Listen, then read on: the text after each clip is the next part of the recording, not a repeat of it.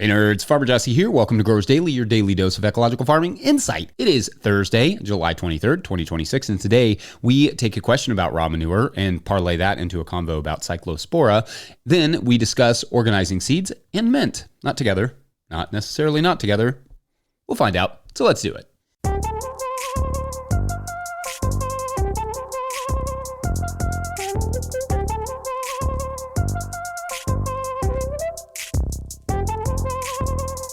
All right, happy Thursday, everyone. I hope you all are doing well this fine late week in July. I'm feeling mildly more caught up than I was, 2 days ago, I guess, when I got home from Colorado. Just seeing how much everything has changed, like we showed in the intro to yesterday's episode, had me feeling a little bit overwhelmed, but it's getting back to a manageable now, which is nice. Got some carrots sown and covered partly with burlap to continue those trials. I did have one fall casualty on the farm from the trip, and it was a small patch of winter squash. You'll remember this one. I had a patch that I didn't feel great about because of the weed situation under the cover crop that I put in some winter squash there. Well, I'd been keeping up with it up until a week ago, but the 6 days away was just a little too much, and I had to make the decision to cull it or let it grow, and then effectively just allow for some weed seeds that I would have to deal with next year.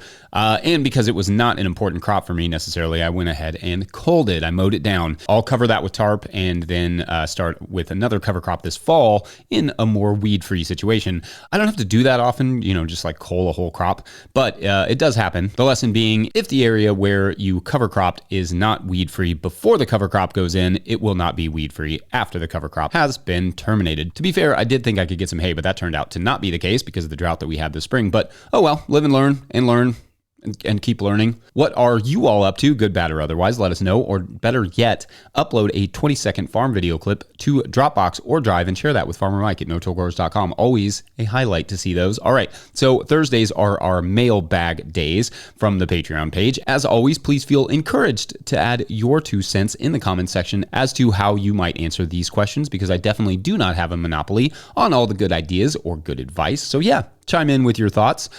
Today's first Patreon question comes to us from Patreon member Shane Cooming, who writes, quote, "Hey Jesse, love the show. Thank you to you and the No-Till crew for all the hard work you put into providing all this incredible info. My question is related to the June 5th episode regarding sawdust. I use pine shavings for my bedding for my chicken coop, but honestly, they're more like sawdust than shavings.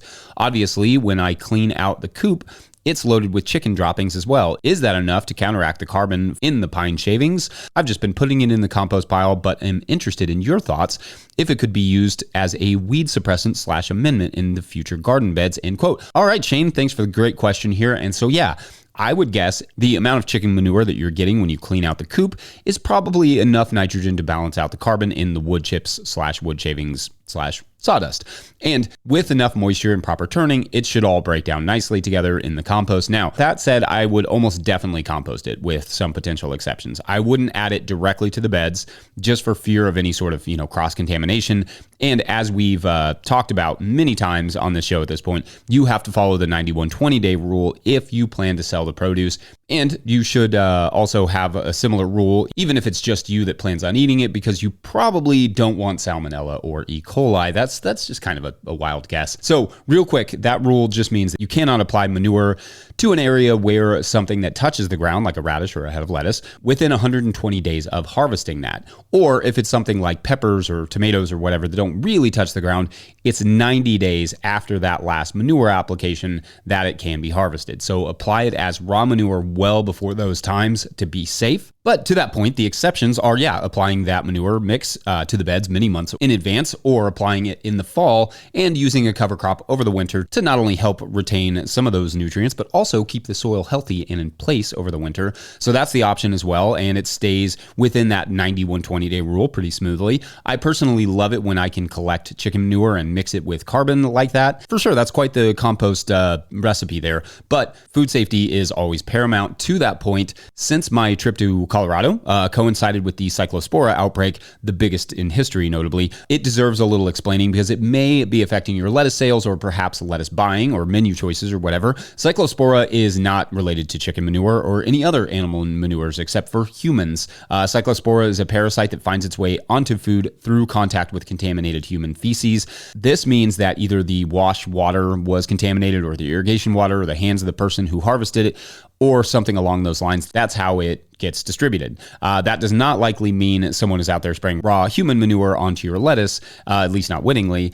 It could simply mean that some massive farm somewhere is having an outbreak and the water from the bathrooms is leaching into the water for irrigation lines and contaminating an entire field or something like that. Or it's making its way into the wash water somehow, or the water mixed for the pesticides. You take like a concentrate of pesticides and you mix it with water. It could be the water there. It's not clear yet beyond the fact that it was likely iceberg lettuce grown on a farm in Mexico, sent to several like Taco Bells and some other places. For the number of people to be infected who have been so far, though, it's a really big thing, like a water supply, and not likely a single person who didn't wash their hands, or even a small group of people who did not properly wash their hands. Also, because this particular parasite is, a parasite that has both eggs, oocysts as they're called, and live bodies, it isn't necessarily as easy to treat with, say, like alcohol-based sanitizers or whatever. They are sticky things and they can stay on produce quite easily, especially those that have lots of crevices.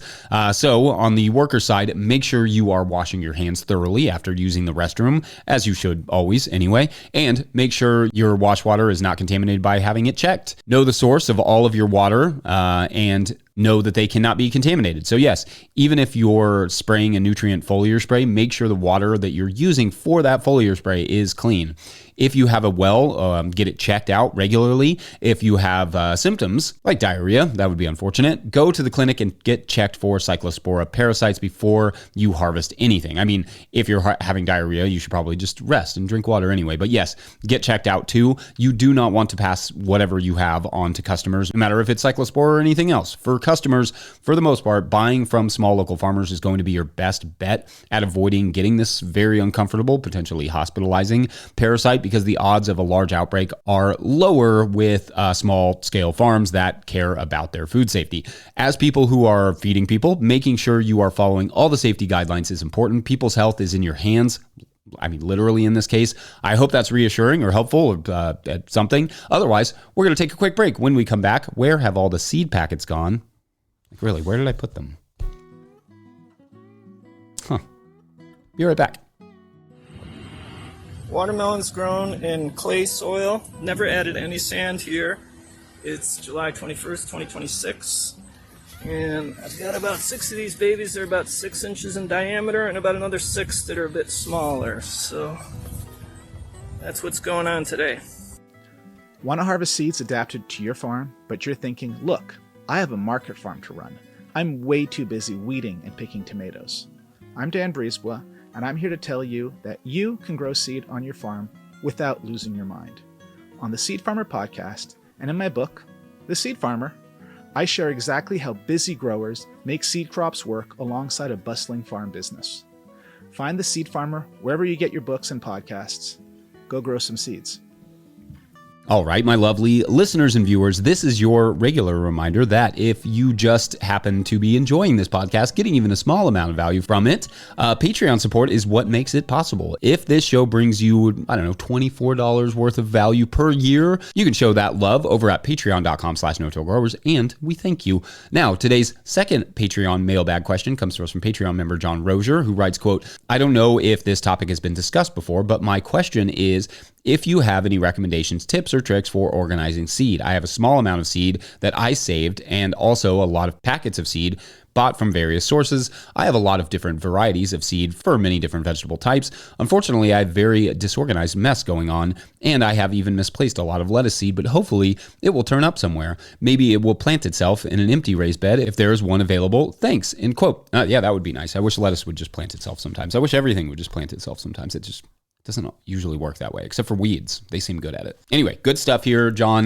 Thank you. And I've touched on this subject before, but never hesitate to ask a question that might have been answered before, because there's always new things to say about it or new approaches, and who doesn't need a refresher sometimes anyway? Okay, so there are actually sort of two answers to this. There is the physical act of organizing seed, and then the spreadsheet that it sounds like you need. First, On the physical side, where to keep seed and how to keep it from becoming a giant mess. We keep all of our seed in our cooler in small totes or large lidded Tupperware, if you can pick your name there. Honestly, we've used the same ones for probably like 8 to 10 years now, so they look a little rough, not gonna lie, but they've held up well. And each one has a category of seeds that it contains. Like we have a squash, carrots, lettuce, corn, bean tote. We have a flowers and herbs tote. We have a tomatoes, peppers, and cukes tote. Then we have the brassicas tote, which tends to be quite overflowing. Also for bigger quantities like the cover crop seeds and that sort of stuff, we have a large tote that we keep that sort of stuff in. And we have a few jars to keep our lettuce seed in, etc. It doesn't have to be those exact groupings, but that's what has worked for us. And although we don't get rodents in the cooler, the lids give us a little added protection just in case they, the rodents sort of figure it out. Now, on the back end organizational stuff, a good Google Sheet may set you free here. It doesn't have to be anything complicated, but something that has weights and amounts and maybe even, location of the seed. That would be super helpful here, it sounds like. That way, when you like seed something or add something to the seed stock, you can just click on your phone and plug it into the Google Sheet. That might also help down the line with breeding if you want to, start saving seeds. Have a tab that enables you to keep track of certain plants and traits that you like and where you put each of those seeds you saved. No need to overthink it. Even just a simple physical notepad, and if that's your style, can go quite far. Some people love a good spreadsheet. I'm personally pretty happy with a simple one, but always impressed with a complex one. And some people just enjoy a handwritten note. I mean, you could keep a notebook with your seed packets if that's more your speed. You could even subdivide the totes so it's easier to find specific tomatoes or peppers or whatever you might need in that bin. But as long as you keep them in a cool, dry, dark place, that should be enough for happy seeds. Oh, and label the packets. That's important. You've got to be able to keep track of what it is. Put the date on there, what seed it is, where you harvested it, those sorts of things. I've got a bunch of seeding to do, in fact, today, and our little bit of organization will help speed that process up tremendously. Anyway, anything I missed there in seed storage, let us know. Otherwise, we're going to take one last quick break, and when we come back, mint management. Mint management. Be right back. Hey everyone, it's Farmer Mike here. Just a quick check-in with one of those fails in the garden that you feel really, really bad about and think about a lot, and then you have like a slice of pizza and like a cold beverage at night, and then you feel okay about it because it's not that big of a deal in the long run. So completely, as you can see, neglected to stay up on picking our yellow summer squash, and this is what we're left with. Just probably 300 pounds of overripe yellow squash. So that's the deal with that. And if y'all have any recommendations on what to do with something like this, let me know. But I thought I'd reach out to a few farmers in the area to see if they could feed it to their livestock or something, and also it wouldn't hurt to put them in the compost pile either. So anywho, that's the squash, and at least the cherries are looking hot and heavy, and lots of weeds and lots of vegetables. So yeah. Farmer Claire Coleman here from the Winter Growers Podcast. Did you know that I also founded Real Farmer Care, a nonprofit that supports farmer well-being? From my own experiences farming, I knew firsthand that this type of support was missing from ag, so I decided to do something about it. As of today, there are over 500 farmer recipients of a $100 self-care award, with more applying daily. If you'd like to help, each $100 donated supports one new farmer. Visit realfarmercare.com to donate and learn more. Again, that's realfarmercare.com. All right, one last question from the Patreon mailbag. This one from Mark Hare, who writes, quote, "Hey, Jesse and crew, my main question is about caring for mints. Is there a book you would recommend, or is there an herb podcaster equivalent to Jesse Frost? We have 4 varieties of ground spreading mints: chocolate mint, spearmint, peppermint, and lemon mint, or Melissa." That's fun. They all tend to grow, and then crash out and die, and then pick up again out on the edges. Are there specific techniques for keeping them healthy, avoiding the crash? Are there tricks to harvesting them to help keep them controlled and healthy in the space that we want them to occupy? End quote. Okay, thanks, Mark. And so on the resources thing, I'm not sure about herb podcasts. However, there is, in general, no other farmer I know dumb enough to do daily podcasts, but you never know. There may be an herb daily podcast out there. Now, there probably are herb grower podcasts and series and individual individual interviews out there in general, but that's not really my area of expertise. So I wouldn't want to just throw out, like what I can find on the internet without giving a good thorough listen. But anyone who does listen or watch those sorts of podcasts can feel free to let us know in the comments. Or folks over at the No-Till Growers Forum that might have some good advice for you too, if you want to go chat with them over there. I'd definitely be down to give one or two shows a listen, so I'll be on the lookout too.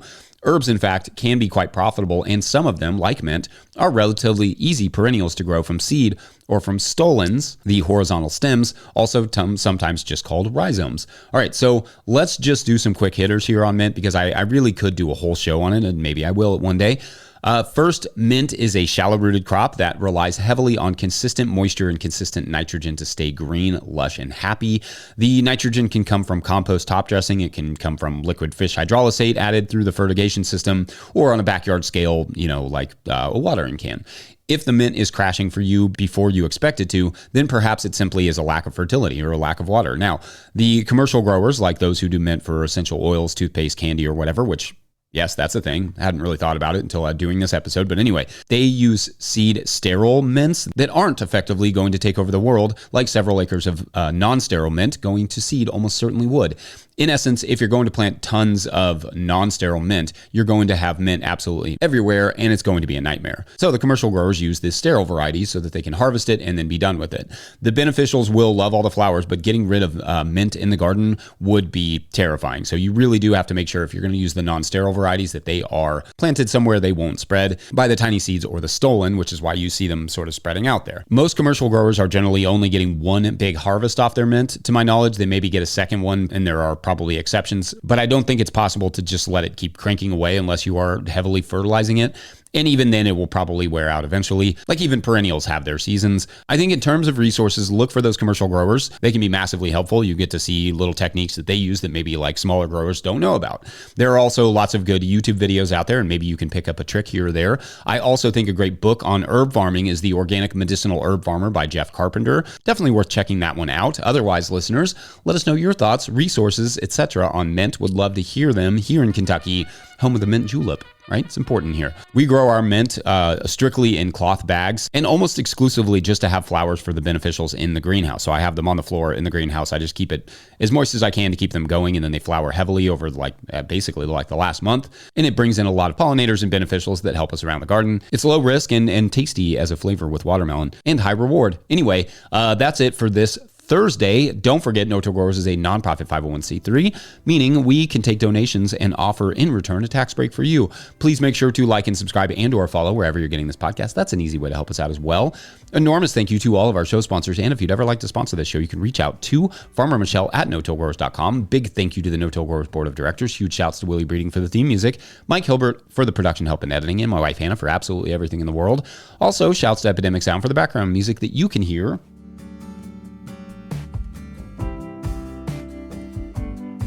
Pick up a hat or a copy of my book, The Living Soil Handbook, at notillgrowers.com to support this work. Big thank you to everyone over at patreon.com/notillgrowers, where at a certain level, or if you just bump up from one level to another, or you sign up in the month of July, you get a shout out on the show, but no new signups, so no big shout outs today. All good. We will get back to our story tomorrow. Thank you for watching and or listening. We'll see you then. Bye.